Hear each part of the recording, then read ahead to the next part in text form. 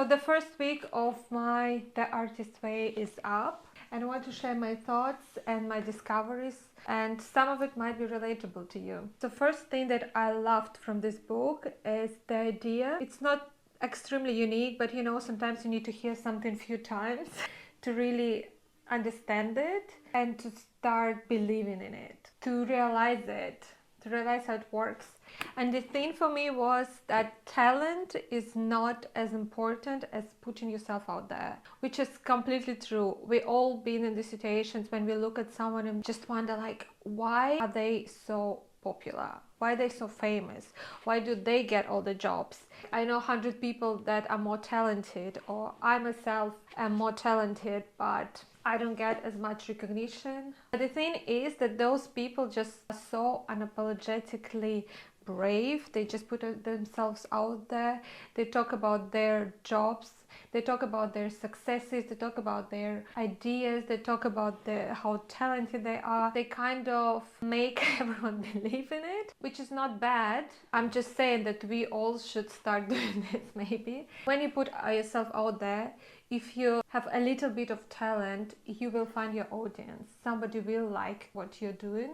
Someone will relate to it. You have to put yourself out there so hard, so people will have to notice you. They can't ignore you at some point because you're everywhere and you're just like going through this, unstoppable, unbothered. You're just doing your thing, and eventually they will notice you. Your audience will notice you. The people who relate to you, the people who will appreciate your art and your creativity. So this is it.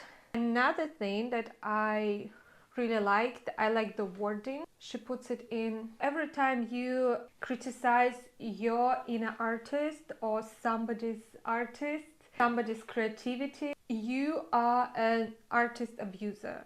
And being any kind of abuser is wrong. Okay, we don't want to be an abuser.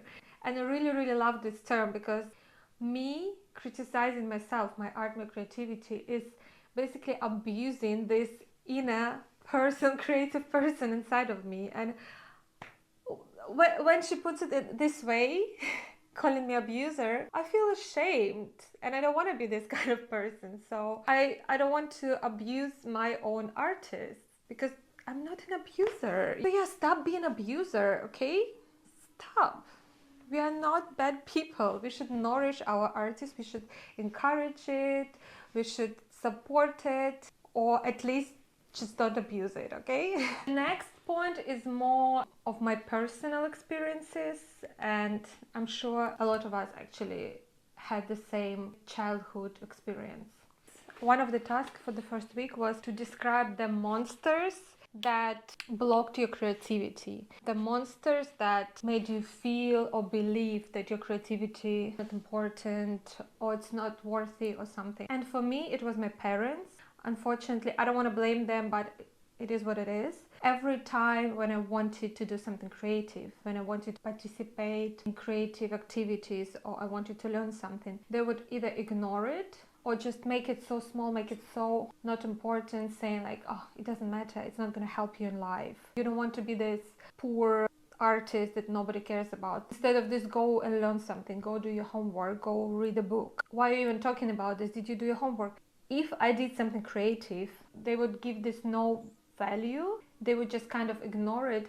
And I grew up the way that ignoring my creativity, my attempts to be artist, like, it's not important.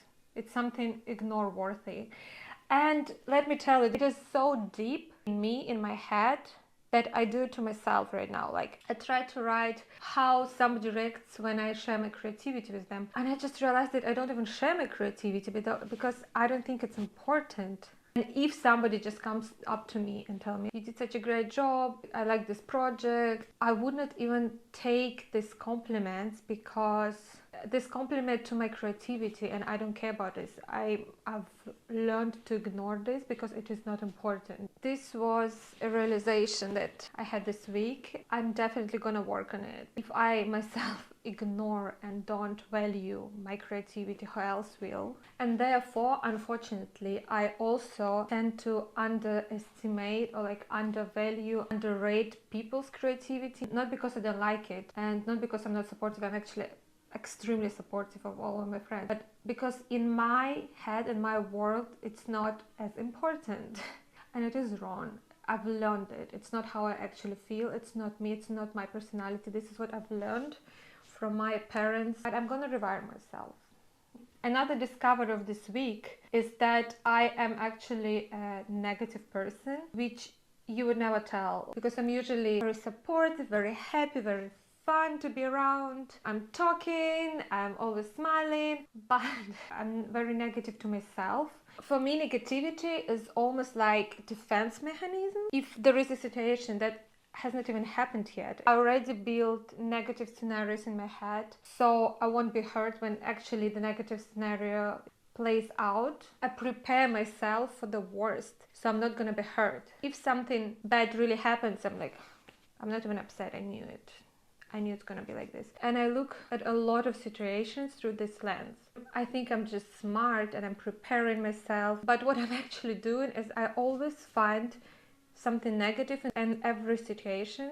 I just don't let myself to be fully happy. I just don't let myself believe in good, because if good doesn't happen, I'm gonna be hurt and I'm scared of this pain. This is another thing that I want to rewire in my brain and I want to change. I'm not gonna be obviously this very pink glasses person that looks at everything through the positive lens. Actually, why not? Why not?